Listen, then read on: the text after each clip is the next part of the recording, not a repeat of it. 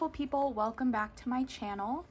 Today we're going to be unboxing the Oracle of the Radiant Sun. They're astrology cards to illuminate your life by Caroline Smith and John Astrop. And I am so incredibly excited for this deck. I have had it on my wish list for months and months, but I saw someone recently do an unboxing of it and I was like, I need that deck now.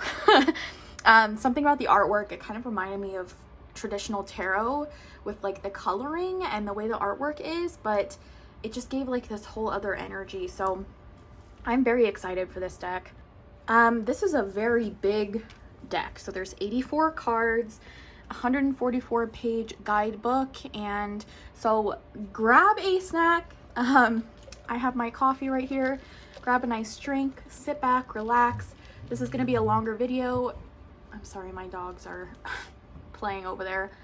It's going to be a longer video, so just kind of sit back, relax, and we'll go through the cards and talk about this wonderful looking deck.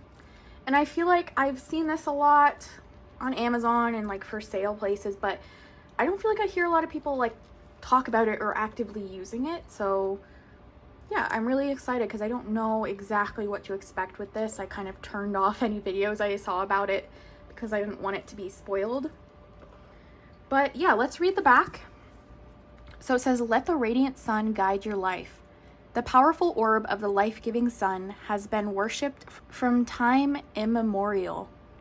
Its regular passage across the sky was used by the ancients to predict events, and this became the astrology we know today. Now, with this beautifully illustrated deck, you too can follow the sun's path across the heavens and use its light to help guide your life. The oracle has 7 suits. Each represents a significant planet as it moves through the astrological zodiac. By shuffling the deck and selecting cards, you will find guidance on any question. This fun-to-use system will shed light on all your life issues." And the printer for this is Red Feather. I have found some real gems from Schiffer Red Feather Publishing. And I feel like it's kind of one of the less talked about publishing companies, less talked about decks on there. So yeah, I'm really excited. I did get this off of Amazon. I paid about $23 to $25, somewhere around that. So it is more expensive than like your typical like $17, $18, $19 deck. But for 84 cards, I mean, you can't go wrong with that. So yes. All right, so we're gonna open up the plastic and we'll come back out the side of the box.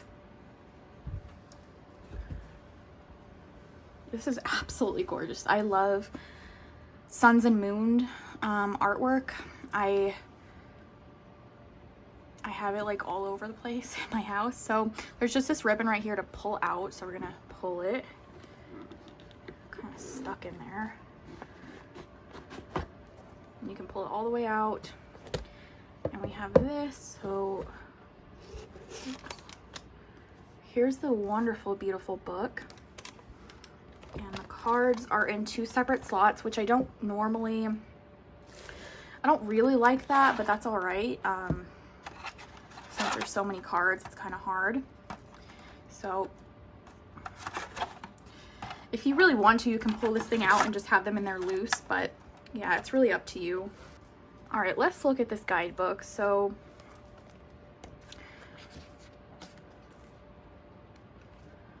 we have a beautiful table of contents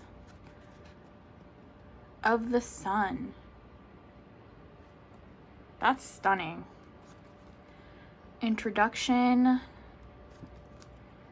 understanding symbols, language of astrology, reading the associations, the 7 planets, the astrological houses, more about that, the 12 signs. So we have all the zodiac signs there, and then we have the oracle cards. So we have different suits. So there's the sun suit, the suit of fortune. Wow. Okay, this book is beautiful. So we have all that. We have Moon, which is the suit of security. Mercury, the suit of change.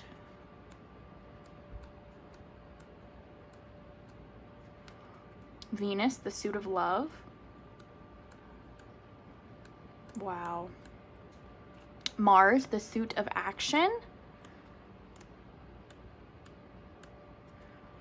Jupiter, the suit of gain.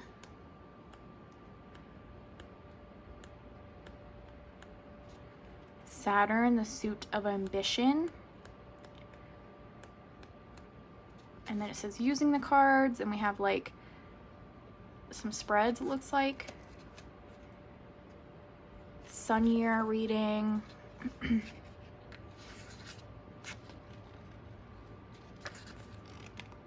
Sun year reading too.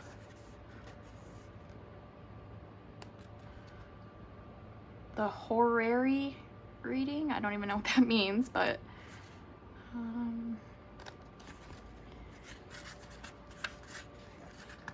other types of readings, and yeah, basically a wonderful book. Just off of the right off the bat, this seems like a very informative book, and I love that. I will say, in my spiritual path, my main goal right now is learning tarot, and once I'm done learning that, I really want to deep dive into palmistry. So astrology isn't my main goal to dive deep into right now, but just being on the spiritual journey in general, I've learned a lot about astrology, just kind of like passively here and there. And so I got this deck partly because, yes, I do want to learn more about astrology just generally, but I feel like you don't need to know a lot about astrology to use these cards, and we'll get into that more. But once I'm ready to deep dive into astrology, I do have a few other decks. I have the Arcana, no, what do I have? Heavenly Bodies astrology deck is what I have. And I also have like my Moonology deck. I mean, that's kind of, not too much information at once, so I do like that deck. But yeah, I have an astrological deck, more about like the signs, but I think this will be a really good guidebook just to learn more about astrology in general. And I could just see myself reading this while not using the cards, so I can just take this book somewhere and read it when I want to know some more about astrology. So I love that it's like an actual book size, and it has like pictures to look at. That's always fun, right? So I love that you can learn so much from this book. It's beautiful. And now we're going to get into the cards. So there's two piles here, and they're a smaller size, which I actually enjoy. So, all right, so we're going to go right here where it says number 1. So it's a small little deck. It's kind of bowed here, but that's all right. I can probably bend them back into shape. This is what the back of the cards look like. A beautiful sun. Let me see if I can get out some cards to compare.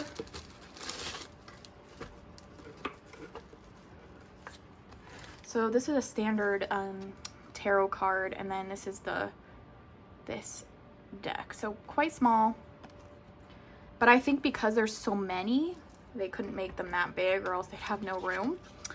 And then this is like a regular oracle card, and that's the comparison of those. So quite a bit smaller, but I like that. I really like these cards, and I feel like I already have like a use for them of how I'm going to use them. I'm going to keep this Rider-Waite deck out so we can kind of compare in a minute. But yeah, I'm going to do a musical flip through for this one because it is such a big deck that I don't want to stay here all day. So I'm going to fast forward, do a musical flip through, and then we'll come back and talk about the cards.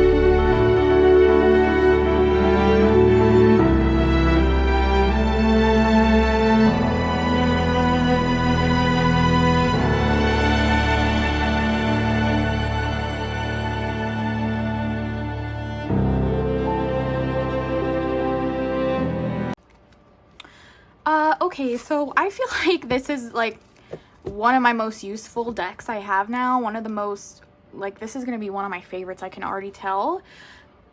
So let's talk about this. So it's really cool because each suit has like colors. So the sun suit, which it shows a little symbol down here for sun, and then each suit, it seems like, goes through all 12 zodiac signs. So we have the suit of the sun suit, and then we go through each zodiac sign here at the bottom.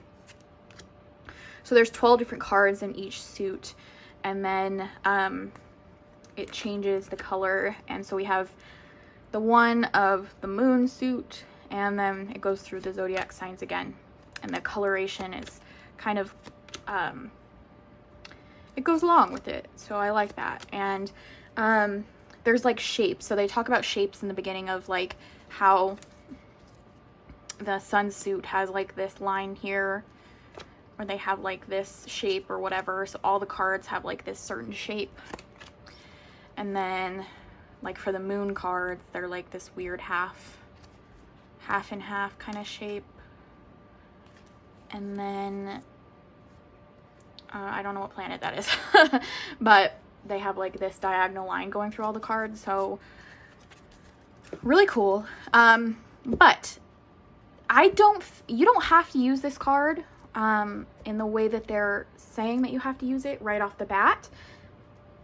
I think this is just a wonderfully beautiful deck to use in general without having to know the astrological symbolism behind it, or the associations or anything like that. Like, I love the keywords on here. I think this is such a beautiful companion deck to tarot when you're pulling cards and you're like, okay, when a card could mean multiple things, you're not really sure like what it's trying to tell you. You can pull a clarifying card out of here, and it can really like, okay, well, this is what this is talking about. Like, the keywords in this deck are beautiful, and there's so many because there's what, 86 cards? Let me see. 84 cards. Because there's 84 cards, you have so many possibilities and things that could pertain to literally any situation. And I'm going to pull out my Rider-Waite deck, my classic one. And I don't really like this deck. I just don't connect with it, but the coloring kind of looks the same to me. There was a card that reminded me of the Lovers when I was going through. So let's see where it is. I think it was in the Venus suit. Okay, but like, doesn't this look like the Strength card for Endurance? Like, that literally looks like the Strength card to me. Okay, here it is for Influence. Look at that. That's like literally the Lovers card. We have, you know, it's like Adam and Eve here, and we have the snake. So look, like it would pair so beautifully with tarot. Like, oh my gosh. I'm gonna pull out the colorism is very close, but I think if you had like a more pastel kind of a tarot deck, it would just go so good. I'm gonna pull out my actual Rider-Waite deck that I like to read with, and we'll see if or it's a Rider-Waite themed deck that I like to read with to see how it goes with it. I have the Golden Art Nouveau deck. Yeah, so these are like more pastel kinds of cards, and I think these would, oh my gosh. I feel like these would just pair beautifully together. Let's see if there's like the blue suit here. Like, so stunning. Yeah, I definitely think that's a beautiful pairing there. Yeah, so I feel like it's more of like a fortune telling deck. It's just very like predictive, and yeah, like I feel like that goes so well together. I love that. I think that's such a beautiful pairing. So just an idea if you want to pair cards together. I absolutely love that. So really cool deck. I have my These are a newer purchase. These are Gypsy Oracle cards, and they're kind of the same thing where they're very like predictive. These ones are more, how do I say? They're like more specific, I guess. But I really like these cards because it's like fortune telling. I love it. It's not just like, I don't know, it's like more specific, I guess I'm trying to say. But yeah, so I don't think you need the guidebook. You don't need anything to read with this deck because it's very straightforward and just gorgeous. I love the artwork on this. It just feels so magical and like old. But I do want to read what the guidebook has to say, so we're just gonna pick a card. Let's see. I'm gonna shuffle it quickly. The cardstock is like a thick, like plasticky kind of cardstock. Glossy, very, because it's so small, it's very easy to shuffle this deck. Beautiful. All right, so we got the Lost card. Ooh, okay. So this was the last suit, so whatever that was, I don't know. I have a chart over here. Let me see if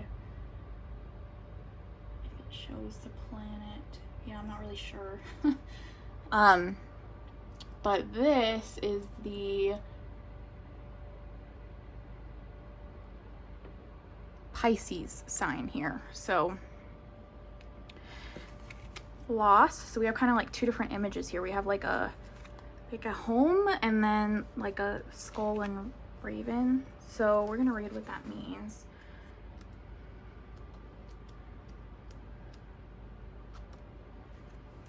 Okay, so this is the suit of ambition, which is Saturn. So we have Saturn in Pisces for the Lost card. And then it has like keywords: understanding, sympathy, sacrifice. Below, a raven pecks at the last scrap of flesh from a bony skull. Saturn is traditionally the planet that can signify loss. Above is a grand house and grounds. Couples stroll in a carefree manner in the evening light. So yeah, you can see that kind of in the corner. And then it says, okay, so there's like different things that this could mean. So personal. Much of the Saturn Piscean potential for self-discipline and responsibility is invested in helping other people with problems. The sensitivity of people with this planet/sign combination to others' needs can make it difficult for them not to become involved in helping people in some way. If this manifests in a professional job, then all is well and good, but the demands will be great. Saturn Pisceans, I'm sorry, I'm saying it wrong, have a strong insight into the motivation of those around them, but should be careful that they don't lose their own identity when faced with other people's demands. Excessive imagination and sympathy can create problems that don't really exist, as other people's sadness, sorrows, and losses become their own. Often, Saturn Pisceans feel a desire or need to work in seclusion or retreat from the world in some way. It may be that they will be attracted to the study of the deeper processes in the unconscious mind and in such interests as psychology. But watch that an excessive tendency to compulsive inward looking does not become over-obsessional. Saturn Pisceans are better looking outward towards others than looking within. When this card is chosen in a reading, it indicates a loss of some kind, but it may be worth thinking about what is really concerned here. Could it be that the inquirer is really worrying about someone else's loss, not their own? Events: a feeling of loss, situations involving hospitals or health clinics, work in the field of complementary therapies, counseling others, developing interests in the occult. So I like, because right off the bat you think loss, okay, this is a bad card, but I love that the guidebook goes into more depth. So if you do feel like you pull this card and you're like, okay, well, this doesn't really go with what I'm reading here. Like, what does this mean? You can definitely go to the guidebook and read, okay, so this is kind of more of the vibe that it's giving. Even though it says loss, it could mean literal loss. But there's a lot more to it in the guidebook, which I absolutely love.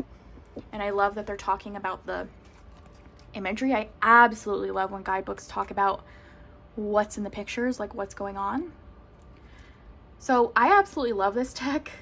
I hope that you guys do too. Let me know what you think of this deck down below. Are you interested in it? Is it something that you would get? Do you have this deck? Do you like it? Please let me know. I would love to hear your feedback. I love you guys so much. Let me know if you have any kind of requests for the month of October. I'm doing every day of October. I'm posting. I'm calling it Spooktober. So if you would like to see something specific, please comment down below and I'll try to accommodate. But yeah, I love you guys so much and I'll see you in the next one. Bye.